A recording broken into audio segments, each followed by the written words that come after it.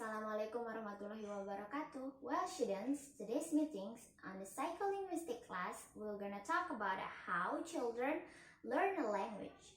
Jadi di sini kita akan membagi tahapnya menjadi 3 tahap. Yang pertama itu adalah the development of language stages. Yang kedua adalah the acquisition order. Dan yang terakhir adalah early speech stages.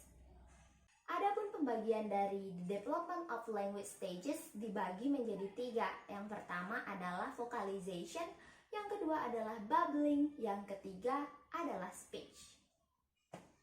Dan early stage akan dibagi menjadi 4. Yang pertama adalah naming, yang kedua adalah huruf plastik, yang ketiga adalah telegrafik, dan yang keempat adalah morphem. Untuk lebih lanjut, yuk kita simak pembahasannya. We're gonna talk about the development of speech productions. What is the development of speech productions? This is the development on how the children are able to utter the language. Well guys, and this is how the children acquire the language. Nah, jadi ketika kita terlahir di dunia atau seorang anak yang baru lahir, mereka itu tidak dapat untuk memproduksi satu kata, even itu hanya satu huruf. Karena apa? Karena mereka belum mengetahui bagaimana cara untuk mengeluarkan suara, bagaimana cara untuk mengeluarkan they don't know how mereka tidak mengetahui bagaimana cara untuk utter their voice of articulations gitu. Jadi mereka belum. Berikut adalah beberapa step yang akan dialami oleh seorang anak ketika mereka mulai belajar untuk memproduksi sebuah kata atau mengutarakan sebuah kata. Nah, jadi yang pertama itu ada yang dinamakan dengan vocalization. Yang kedua ada babbling dan yang ketiga adalah speech. Yang pertama, kita akan berbicara tentang vocalization. Apa sih itu vocalization? Oke, jadi vocalization terdiri dari 2 tahap. Yang pertama adalah cawing dan yang kedua adalah gargling. Pertama adalah cawing. Apa sih itu cawing? Cawing itu adalah ketika seorang anak berusaha untuk mendengkur. Ini biasanya mirip dengan suara merpati seperti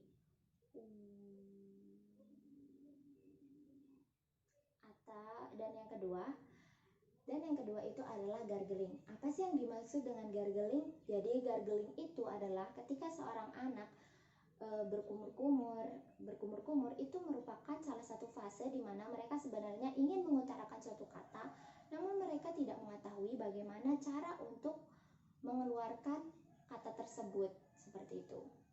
Contohnya berkumur adalah seperti itu. Oke, jadi tahap selanjutnya adalah babbling. Apa sih itu babbling? Jadi, di tahap babbling ini, seorang anak sudah mampu untuk menyebutkan 2 huruf yang terdiri dari konsonan dan vowel. Vowel adalah A, I, U, E, O atau sering kita sebut dengan huruf vokal, sedangkan konsonan adalah huruf selain A, I, U, E, O. Contohnya, ma, ma, pa, pa, pa. Dan selanjutnya, yaitu adalah speech. Tahap ini adalah tahap terakhir di mana seorang anak sudah mampu untuk mengucapkan sebuah kata dan mereka understand about the usage of the language and they are unable to understand the usage of the language. Mereka juga sudah mengerti bagaimana konteksnya, kapan penggunaan katanya dan lain sebagainya.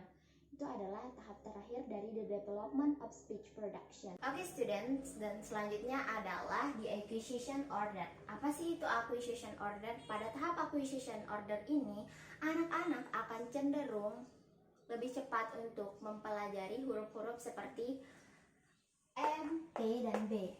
Mengapa demikian? Karena huruf-huruf tersebut merupakan huruf-huruf yang sangat observable dan cepat dan atau mudah untuk ditiru oleh seorang anak. Nah, selanjutnya adalah early speech stage.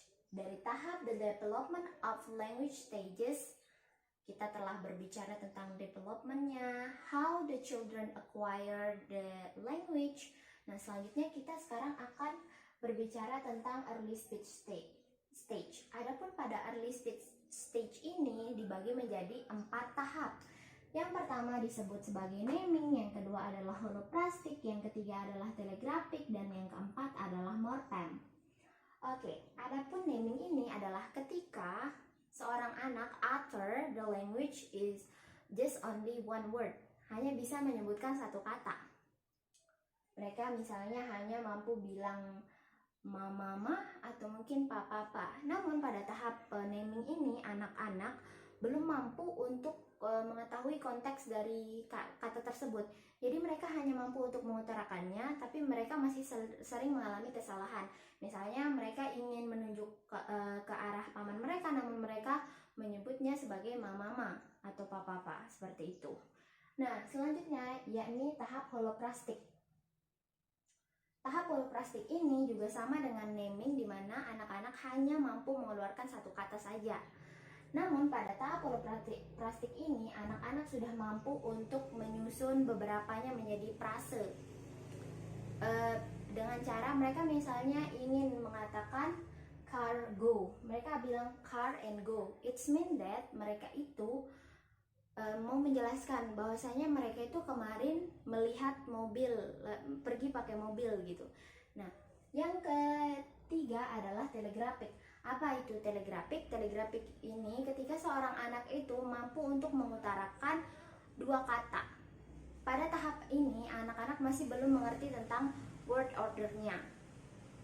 Mereka